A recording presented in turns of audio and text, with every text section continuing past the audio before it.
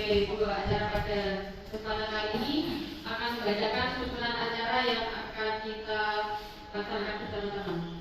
Untuk acara yang pertama yaitu pembukaan. Aku berdiri dari pandu ibuku. Akhirnya produk itu terbuka dan bisa terdistribusi semua. Dan juga ternyata juga kemarin di tahun kemarin itu juga padat sekali.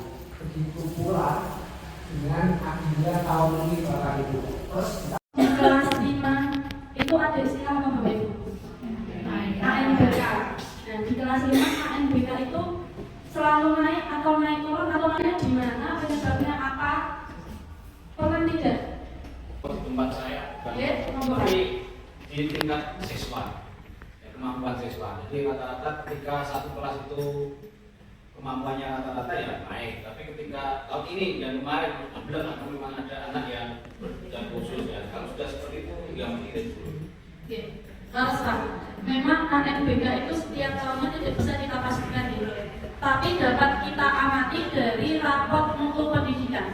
Mereka itu biasanya turunnya drastis atau turunnya banyak. Kemudian dari sini nanti Bapak Ibu bisa pilih ke rekomendasi prioritas. Rekomendasi prioritas ini adalah yang harus segera dibenahi.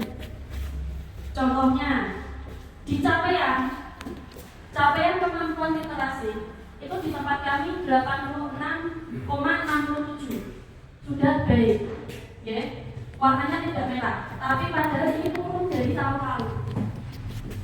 Kemudian saya berikan contoh, itu yang turun dan nilainya itu hanya 68,7, meskipun karakternya baik, tapi ini adalah menjadi prioritas pembenahan di sekolah kami. Dari sini itu sudah ada keterangannya Bapak Ibu. Ada 3 poin yang masuk di inspirasi kegiatan benahi. Poin apa saja yang harus dibenahi? Contoh, karena memang di tempat kami kurangnya adalah kemampuan anak untuk menganalisa soal. Apalagi model soal sekarang itu kan panjang-panjang. Dan itu jika tidak dilatih, anak sekarang mungkin sama malas mencoba, bukan?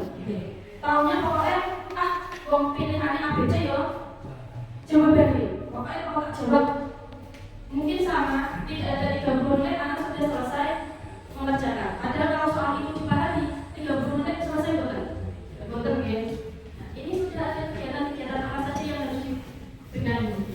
Sebenarnya ini harus dikaji itu saat awal tahun ajaran baru. Jadi nanti bisa masuk di ajaran bos. Di sini ada. Nah, kegiatan bos ini bisa dianggarkan di atas. Masuk di poin yang terakhir ini. Pada kegiatan atas ini bisa untuk menganggarkan yang bisa masuk di bos atau hanya kegiatan misalkan pembelajaran pembiasaan itu kan tidak butuh dana bos ya. Nah itu nanti bisa masuk untuk kegiatan pembelajaran saja tapi tidak masuk di anggaran bos. Sampai di sini ada yang mau ditanyakan dulu sebelum saya masuk ke TKA-nya. Dan siap menghadapi TKA. Sakti Mandala adalah singkatan dari Siswa Aktif Kreatif Bernalar Kritis melalui pembelajaran mendalam dan kontekstual. Nah, jenengan sendiri kan betul. TKA itu apa? Jenengan kayak betul. Dulu pernah ada tes kemampuan dasar di kelas berapa? Kelas 3 ya. Di kelas 3 itu tes kemampuan dasar isinya apa? Materinya yang dijelaskan apa? Berhitung dan membaca. Pokoknya kalau menulis saja masih bisa memahami hitung-hitungan perkalian, tambah pengurangan bisa baru bisa melanjutkan ke jenjang kelas tinggi. Lihat kan ya? Nah kalau sekarang itu ada di kelas 6. Gunanya adalah untuk mengukur kemampuan anak di bidang akademik. Nah, TKA ini sama dengan TKD dulu. Jadi hanya mengukur kemampuan dasar. Sekarang, misalkan adik saya menentukan matematika 90 itu sudah yang tertinggi. Tapi bisa jadi dia dibandingkan dengan dari 95. 90-nya di tempat saya dan di tempat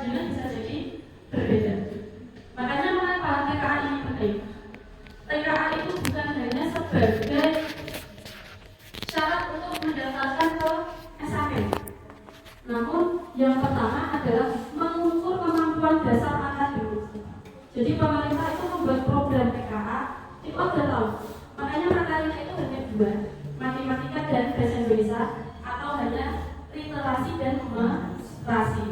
Dan itu tidak semua mata diajarkan. Tadi di sini sudah disampaikan itu hanya beberapa materi-materi penting yang memang harus menjadi dasar anak. Mungkin sama, jangan sok dimulai guru SMP. Dia mau jadi jalur prestasi, ini kok mau coba dulu iso. Kok perkalian wae ora iso, padahal rapotnya jadi sangat lulu. Nah, makanya mengapa ada TKA? Karena ini mengukur kemampuan dasar anak ini. Kemudian poin yang kedua adalah untuk mengidentifikasi kekuatan dan kelemahan belajar siswa. Bukan hanya sekedar hasilnya itu untuk daftar SMP itu bukan. Tapi untuk memperbaiki kita sebagai guru. Jebol aku yang mulai saya ini mulai pakai sebelum mungkin. Berarti aku harus pakai strategi apa lagi? Nah, bisa komunikatif, bisa berkolaborasi.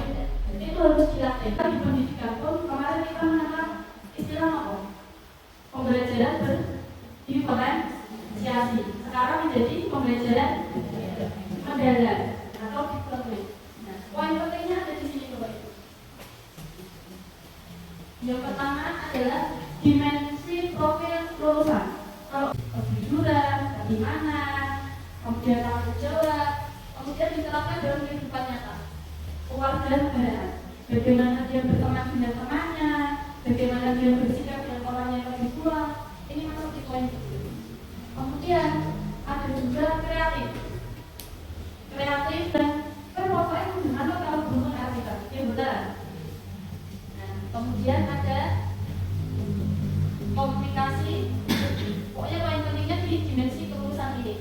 Kemudian prinsip pembelajarannya itu yang diharapkan yang pertama dimulai dari anak itu sadar kalau saya harus ikut pembelajaran, sadar kalau saya perlu aktif di pelajaran dan aku ini mudah. Dan mudahnya nanti kemudian dia bisa memahami pembelajaran yang dia terima itu jadi bermakna. Oh, jebol aku sinau keliling luas, persegi panjang, persegi itu jebol. Aku jadi ngerti ukuran kamar ini jebol seperti bisa diterapkan dalam kehidupan nyata. Oh, dulu matematika ini jebol gampang. Akan kemudian bagi dia menerima. Oh, jebol yang begini ini gampang ya. Jebol selama ini aku saya kurang data. Nah, dari situ nanti diharapkan anak mendapatkan pengalaman belajar, memahami, kemudian dapat mengaplikasikan dan merefleksi. Memahami materi yang dia dapatkan, mengaplikasikan dalam kehidupan dia dan merefleksi. Oh, jebol aku sinau ngene iki manfaatnya ono. Oh, jebol ada tugas ini ada di strategi pembelajaran yang jenengan gunakan supaya anak itu bisa memahami, bisa dongketan dengan materi yang jenengan sampaikan. Lingkungan belajar itu bukan pokoknya di jero kelas, tidak. Bahkan di halaman sekolah pun bisa menjadi tempat belajar. Di belakang sekolah sawah pun bisa menjadi tempat belajar. Jadi manfaatnya lingkungan belajar itu sebagai media anak belajar secara nyata. Pemanfaatan digital, kita tidak boleh lupa bahwa kita sekarang sudah berada di jalan serba digital. Pembelajaran, libatkan orang tua, libatkan masyarakat dalam dengan memberikan pembelajaran. Contoh sederhana, mungkin di tempat saya di tempat ini sama orang tua itu, bos pokoknya itu bocah berbasis sinau di sekolah, bos tugas saya selesai menyekolahkan putra putri. Namun mereka lupa bahwa waktu anak itu lebih banyak di sekolah atau di rumah. Di rumah, pokoknya namanya sekolah harus berarti mas ayo. Padahal pembelajaran harusnya tidak selesai, masih harus dilanjutkan di rumah.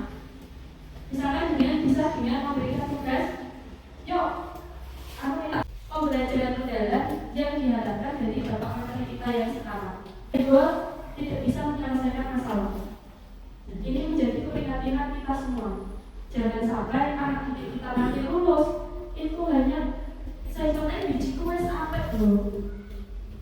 Tapi dia tidak bisa mengembangkan dirinya. Aku tuh punya potensi loh. Aku tuh harus bisa lebih.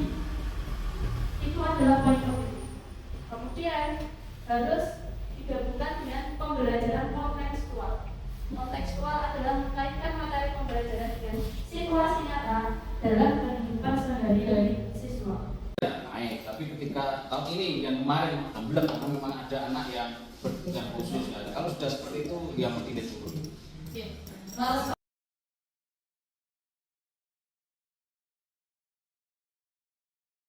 Salam sejahtera untuk kita semua. Ya kementerian, tapi kita diberikan filenya, kemudian kita mencetak sendiri.